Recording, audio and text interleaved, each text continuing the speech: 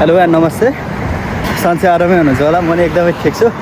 र आज क्यापुटल आउनुको मेन कारण भनेको अमेरिकामा यति धेरै गर्मी भएको छ नि आज होइन के हिँड्दाखेरि पनि पसिना आउने भइसकेको छ यति धेरै गर्मी भइरहेछ कि आज यति धेरै गर्मी भइरहेछ अरू स्टेटहरूमा घाम लाग्ने भन्दा पनि अरू स्टेटमा चाहिँ पानी पर्ने हिउँ पर्ने भइरहेछ क्यालिफोर्नियामा यति गर्मी छ होइन तपाईँले देख्न सक्नुहुन्छ साइड वकतिर पनि म सर्ने छु होइन यस्तै छ मेरो भिडियो खिचाइ चाहिँ अलिक कमाउन सक्छ जस्तो भए पनि हेरिदिनु होला र नयाँ हुनुहुन्छ भने लाइक सेयर सब्सक्राइब कमेन्ट गर्न नबिर्सिनु होला र आज कुरा अथवा के विषयसँग चाहिँ अब कुन सब्जेक्टसँग रिलेटेड भएर कुरा गर्न जाँदैछु भन्दाखेरि जस्ट दुईवटा क्वेसन्स पनि के हो भन्दाखेरि चाहिँ अब बाटोमा हिँड्दा हिँड्दै भ्लग बनाउनु पर्ने अथवा भिडियो बनाउनु यो कुराको मेन मेरो उद्देश्य भनेको चाहिँ अहिले टाइम भइरहेको छैन र म यसोतिर निस्किँदैछु बाहिरतिर निस्किँदा त तपाईँहरूलाई चाहिँ म इन्फर्मेसन सेयर गरिदिइहाल्छु नि त भनेर चाहिँ खासमा भिडियो बनाउनु पऱ्यो कारण त्यो हो र सबैभन्दा मेन कुरा भनेको आज मैले बनाएको भिडियो अथवा आज मैले भिडियो किन बनाइरहेको छु कुन बनाइरहेको छु भन्दाखेरि चाहिँ just related to the USA र युएसएमा पनि जो इन्टरनेसनल स्टुडेन्ट अथवा नेपालबाट कोही स्टुडेन्टहरू युएसए आउन चाहनुहुन्छ भनेदेखि त्यसमा रहेका प्रोसेसहरू के छन् र अहिलेको नयाँ कुराहरू के छ भन्ने कुरा रहेको छ अर्को कुरा भनेको सबैभन्दा फर्स्ट मेरो सब्जेक्ट भनेको चाहिँ मैले सबैभन्दा फर्स्टमा आज कुरा गर्न लागेको विषय के रहेको छ भन्दाखेरि चाहिँ इन्टरनेसनल स्टुडेन्ट अमेरिकामा आउँदाखेरि के प्रब्लमहरू छ र के कुराहरूमा चाहिँ भिसा इन्टरभ्यूमा चाहिँ अहिले चेन्जेस आएको छ त्यो कुरा गर्न जाँदैछु क्वेसन नम्बर 1 मा र क्वेसन नम्बर 2 मा चाहिँ डिबीमा के प्रोसेसहरू हुन्छ त्यो सबै कुराहरू अहिलेको डिबीमा 2027 को लागि खुल्न लागेको डिबीमा के प्रोसेस छ कुराहरू मात्र भन्न आएको छ जस्ट दुईवटा सब्जेक्ट छ सबैभन्दा फर्स्टमा इन्टरनेसनल स्टुडेन्टलाई भिसा इन्टरभ्यूमा के प्रब्लम छ अहिले र क्वेसन नम्बर 2 मा रहेको छ कि डिबीमा चाहिँ के प्रोसेसहरू रहेको छ त्यो कुराहरू म गर्न जाँदैछु सबैभन्दा फर्स्टमा तपाईँहरूलाई म भन्न चाहन्छु सबैभन्दा फर्स्टको प्रोसेस के हो अथवा इन्टरनेसनल स्टुडेन्टहरू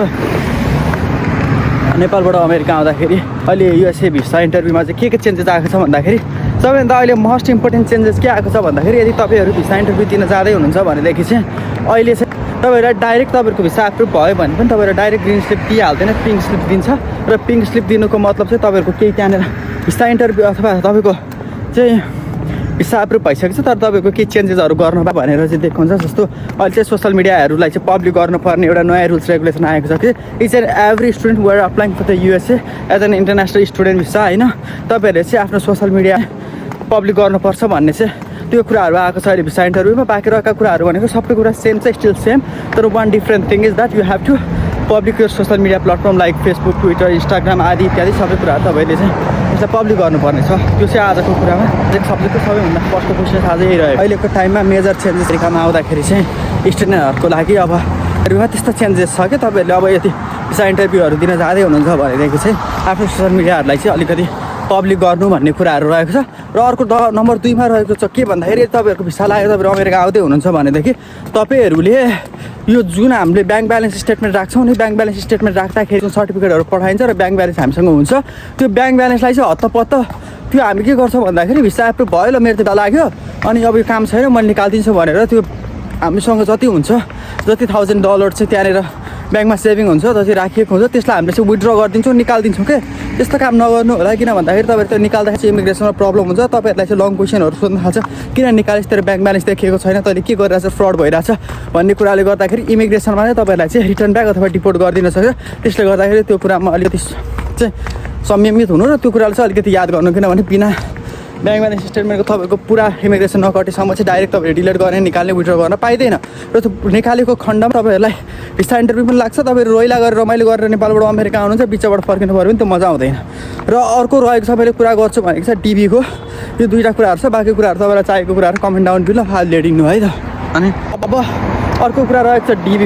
डिबीको लागि चाहिँ अब पहिलाको जस्तै हो डिबीको लागि अब फोटोहरू हाल्नुपर्छ सबै सिस्टमहरू एउटै छ र अहिले चाहिँ तपाईँहरूले यदि एप्लाई गरिदिनुहुन्छ भने तपाईँसँग चाहिँ नेपाली पासपोर्ट हुनुपर्ने छ नेपाली पासपोर्टमा पनि तपाईँले फोटो खिचेर हाल्नुपर्ने छ जब तपाईँले डिबी एप्लाई गर्दा 2027 को लागि त्यो एउटा नयाँ चेन्जेस आएको छ र योभन्दा प्रिभियस भिडियो पनि तपाईँले टिकटक एकाउन्टमा गएर हेर्नुहुन्छ मैले अलरेडी पोस्टेड गरिसकेको छु र अर्को कुरा रहेको छ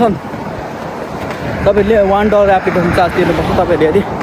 डिबी भर्दै हुनुहुन्छ भने र त्यो चाहिँ नफन्डेबल हुन्छ अथवा त्यसलाई चाहिँ तपाईँले रिटर्न ब्याक पाउँछ यदि तपाईँलाई भिसा एप्रुभ भएन भने भन्ने हुँदैन तपाईँहरूको चाहिँ त्यो पैसा फिर्ता आउँदैन तपाईँले त्यो एप्लाई गरेर तिरेको $1 चाहिँ युएस गभर्मेन्टले चार्ज लिन्छ भन्ने कुरा छ चेन्जेस त्यही हो दुईवटा चेन्जेसहरू। बाहिरको कुराहरू तपाईँलाई चाहिएको छ भने कमेन्ट डाउन भिडियो है। मेरो बसाउने बेला भइसक्यो, बाटोमा हिँड्दैछु। यस्तै है त guys, thank you for watching my video. Please subscribe my channel.